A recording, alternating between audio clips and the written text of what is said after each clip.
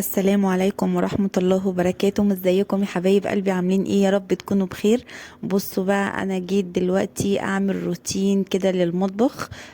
جبت المساحة وحطيت فيها كلور، وحطيت يعني مية بكلور بعملها عامة قبل المزيل، عشان خاطر اشيل الحاجات اللي هي ديت، وبعد كده بالمزيل ان انا بعيدة عليه السيراميك. انا جبت مية بكلور عملت بيها السيراميك بالمساحة زي ما انتوا شايفين كده، وجبت مزيل الدهون دوت.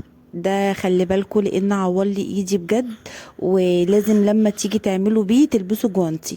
بصوا الشفاط كان عامل ازاي، هو خلاهولي بصراحة يعني حاجة تانية.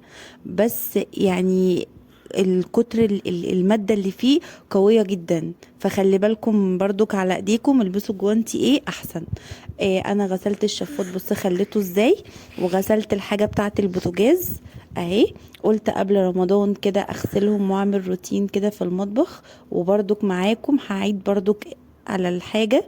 واديكوا زي ما انتوا شايفين، هو بصراحة بيخلي الحاجة لا يعلى عليها. حاجة البوتاجاز او الشفاطات يا ريت ما تنسوناش في